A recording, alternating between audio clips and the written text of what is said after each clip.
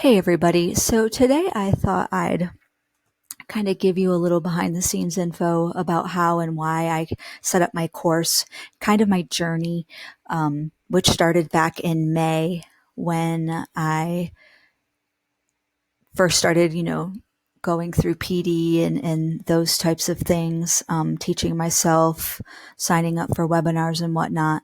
I initially thought that the best way to have my students navigate through Canvas was going to be through a homeroom page um, that then led to all of their courses. Now, my division, um, we have course cards for every course that we give grades to. So, in order to connect and sync with our grade book, our assignments have to be created within those content course cards. An example, if I am in a math, if I'm giving a math task, a math activity that I want to grade, I have to put that assignment in the math course card. I can't just put it in homeroom and create a task in homeroom that says, oh, this is a math task, because it won't be connected to my gradebook in that way. So what I thought I would do is I would create links. All of these buttons are linked to the corresponding courses that are synced and linked to the hub, our SIS, and therefore I can create assignments within each one that'll then link to the gradebook.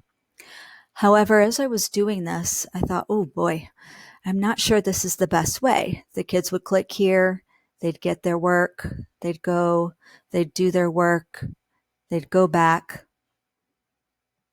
Okay, but now they're still on the math page and they'd have to go home and then click on a reading task.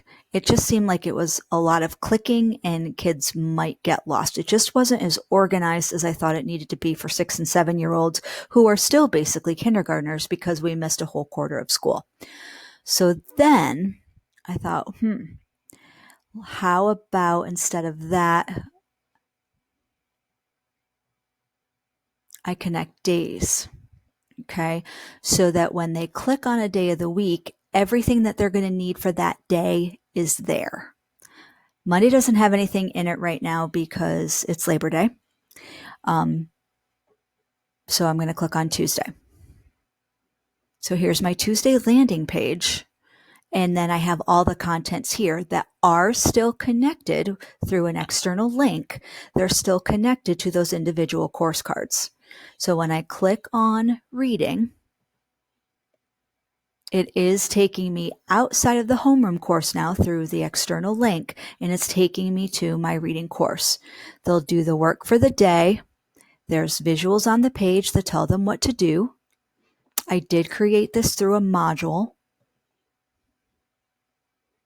Okay, and now they're done. It says it in the table page, one for my own organization, but then also for the students.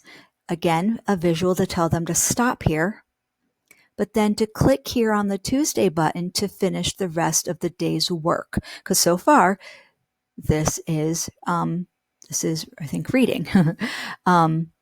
So that they would then click on the Tuesday button. It's going to take them back to the Tuesday landing page. They just did reading. Now they can do writing. Okay, they'll click on writing. Okay, they'll do the tasks for writing. They'll follow the visuals on the page. Okay, again, this is done. On every done page, they have a brain break, 3-4 minute YouTube video where they can get their wiggles out, take a brain break. And I think that having the consistency through all the courses, because all of the courses have this, they finish their work, they go to the next page, and then there's a brain break video for them to participate in. All of them have the same symbol. So here's the stop sign. Here is their Tuesday button. This button here takes them back. If they wanted to go all the way back to the home page, they could. So at any point, they finish all 4 contents, because we only have to teach social studies or science in our K2 grades. So right now, nothing is linked to science. So once they finish all 4, they could click on the Bitmoji page and take them back home. But In this case, we're going to go back to Tuesday. We're going to finish up all of that work. So the same process goes through for everything. Okay. And then, like I said, I have this Bitmoji that takes them back to the homeroom course. Okay. So there's all their learning. So they'll click on the appropriate day of the week on that day. But then I also have these previously taught buttons that will lead them to work if they missed, if they had to go to daycare and couldn't participate virtually, if they overslept, whatever the case may be, they missed something, they couldn't get online to participate in virtual learning. They can think, okay, this is what I missed. I missed math. Let me click on math. Okay, I missed math for September 8th. They can click on the math for the September 8th, and all of these would then be linked.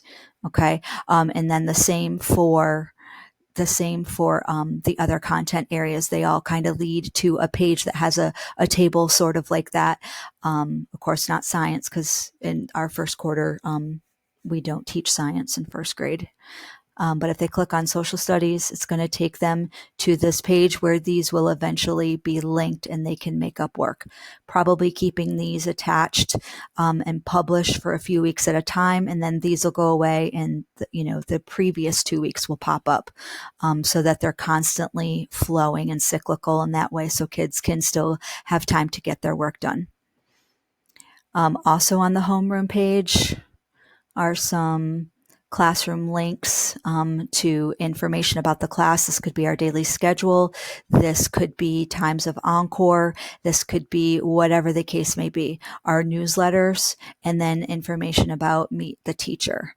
Okay, and then eventually I will also embed our Twitter feed, whatever you want to do. So that's how I set up my course. Like I said, in the journey, initially I started out with the content buttons, but it just seemed like a lot of clicking randomly where there's no organization to it. Have I done this or have I not done this? Where I think setting it up by days of the week, at least there's only those 4 choices and they're all on that page and they can kind of know whether they've done it or not. So now I'm just going to show you the modules. There's not a big one in this one because there's not a lot within this page. The newsletters, the Meet the Teacher, class info, and then this is just me practicing. But when we actually get into, here's my dashboard with those course cards, like I was telling you, when I click on reading, and then I find the modules. There we go. Here's my module. So you can see how I kind of built it.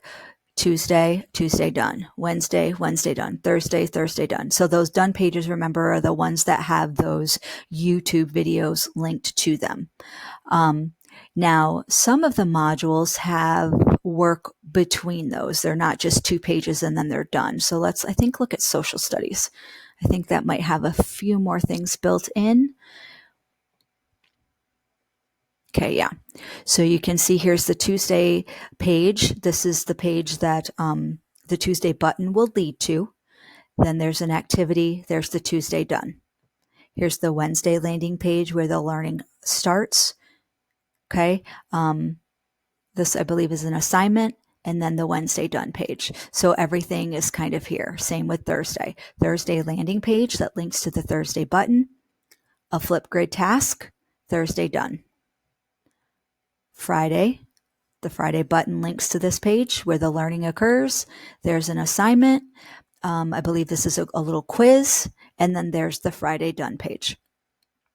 So I'm pretty pleased with how I think it turned out. Like I said, everything throughout has consistent buttons. Things are all the same on every page in every course that needs to be. So that leads you to a Kahoot. Okay. And then whoop, you're done. And like I said, all of the buttons are the same. The days of the week, they're all gray circles. I just think that it's, I'm hoping that it's easy to navigate. And once they get the pattern of the way the courses are set up, and they're set up pretty much the same way in every course, that it'll become a lot easier for them to navigate and get through and turn in assignments and whatnot. So I hope that helps you see and helps you organize. Let me know if you have any questions.